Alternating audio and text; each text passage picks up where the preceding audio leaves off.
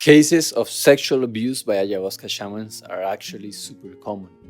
People imagine that, oh, they're shamans, they're indigenous people, they're very wise people. And yes, there's some people like that, but they are also human. And many of them are humans that have never seen a blonde woman in their life. And many of them are humans that know how to use a very powerful tool, that have learned how to gather certain power of nature, but have not learned yet how to tame their instincts, how to control their compulsions. So, in today's video, I'm going to be sharing with you how to identify shamans that may be unsafe, red flags of a shaman that may be a predator or may have those tendencies, and a couple of other tips.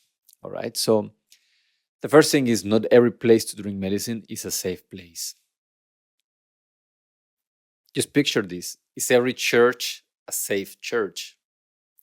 Is every workplace a safe workplace? No. But it's not the church that is the problem. It's not the office. It's not the kindergarten. The problem is the people that are in it. So, in the same way that we find stories of office malconduct, of inappropriate sexual advances by bosses, abuse of power, and so on, and we've heard about this through Hollywood and everywhere. We've also found it in churches, abuse, rape, all kinds of cases.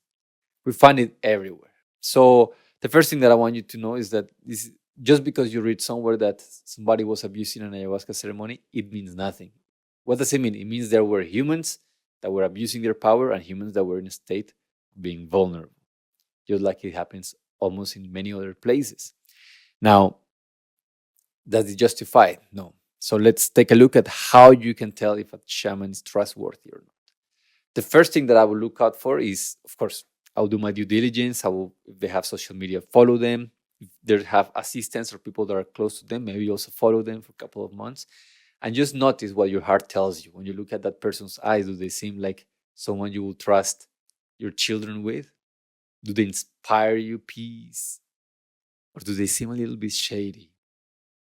So that's the first thing. You always need to trust your gut. Another way to tell if a shaman is trustworthy or not is that their demeanor changes depending on who they're talking to. What do I mean by this? In Colombia, there's a shaman that my sister and my mom went to drink medicine with many years ago.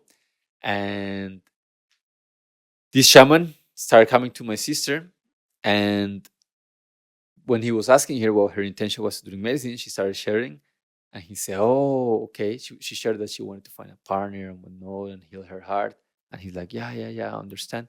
And somehow he started saying, yeah, you know what? The masculine and the feminine, and there's this divine polarity. And like for me, I love sex and I love eating meat and I'm a very primal man. And like in a way, he was kind of planting seeds of potential desire within her. And she drank medicine, my mom drank as well, but they felt very unsafe during the whole time. And they felt he was very out of integrity because he was asking questions that were not his business and making comments and treating women in a bit more of a friendly manner, flirtatious manner than everybody else.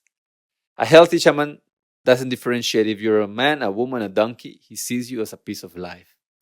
He doesn't give you lesser or better treatment because of what you carry between your legs. So just notice that. Are they extra happy when there's a cute girl nearby? And then do they feel like they don't pay attention to the guys? I want you to notice that. And then another way in which you can tell if a shaman is trustworthy or not is you notice the people that are around him or around her. Usually it's guys that are giving ayahuasca. If there is only men, I mean, mostly in most retreat centers, it's mostly men, anyways. But if there's no women whatsoever, then that's something to pay attention to. Like, okay, why is this guy just surrounded by a bunch of dudes? And here's the other thing: an elder or an ayahuasca shaman that walks his path with respect, he will often demand that his apprentices are super single or super married, which takes me to the other point. Some of the red flags that I will see, or some of the questionable flags, let's call them maybe orange flags, that we may consider if a shaman is trustworthy or not, is that he have a family, at least a girlfriend, hopefully a wife and kids. Because if he does, chances are that he's a man that knows the value of responsibility. He's not gonna throw his home away just because of somebody else. And usually the medicine will have guided him to be a man of a family man, and he has no interest in doing anything that is a sort of misconduct or out of integrity. Um, However, if the shaman that you're with is single and he has an energy of wanting not to be single, you want to be mindful because he may want to stop his singlehood with you. And during ayahuasca, you're receptive because you're trusting this person as having the power to guide you, maybe to heal you, to point the way. So always pay attention. Finally, be open but do not be naive. What do I mean by this? No woman is to blame for the abuse that she suffers. And a lot of women could benefit from being more intentional about not putting themselves in situations that are very risky. Unfortunately, there's a lot of men that abuse power. It happens in every place where there is power: the workforce, religion, politics, you name it. Men will abuse power. Women will abuse power. Now, if you're traveling, you're a solo backpacker, and you're a woman, that's probably not the best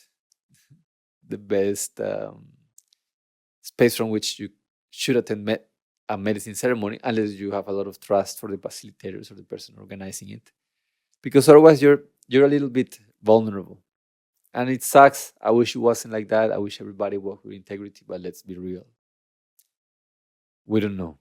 It's hard to know unless you have met or unless you know someone that is well connected and can advise you. So do not put yourself in situations that may facilitate danger. I would recommend you go with a friend, a family member, bring someone so that you can keep an eye on each other during ceremony. Of course, this should be the last resort. Ideally, you've done enough research and you trust the person so much that you can just surrender and open yourself to be guided, to be led. This is the best case scenario, but for some reason you ended up in some shady place, maybe just go with a friend. And do not be naive.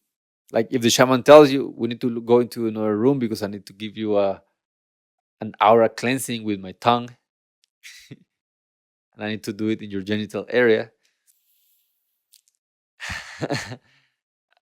Maybe you're super vulnerable, but maybe it sounds a little too shady to be true. And I'm saying this because this happened in Colombia to dozens of women at a place where I once drank medicine, and I met the guy that was doing this. There was a guy that was raping a lot of women. He was saying they were vulnerable and telling them, "Oh, you have some kind of evil spirit. I need to give you a special bath with some herbs. I need to heal you with my tongue because it's the verb and it's the tongue of fire from Jesus." And he will tell these stories, and women in a state of being vulnerable, they will like open themselves up and trust because they thought, boy, this guy is probably one of the good ones. And lo and behold, he will take advantage of them. Very psychopathic dude. And, you know, it doesn't justify him. But if somebody's asking you to go into a private room to get a massage, to take your clothes off, maybe tell them, hey, right now is not the moment. I don't feel like that. And the next morning, you get out of there. Okay? So be open, but do not be naive. Because everywhere where humans live, there will be abuse of power, because it's one of the shadows that we have. Some people is gluttony around food, some people greed around money, for some people lust around sex and women. It is unfortunate, but ayahuasca is just a tool. And just because you hired a plumber to fix your plumbing and he knows how to use his tools and he did a great job at fixing your plumbing, It doesn't mean that if he tells you, oh, actually, I need to help you out with something, take your clothes off, that you should do it. Trust them what they're competent at, which is making the medicine, giving it with you, holding space.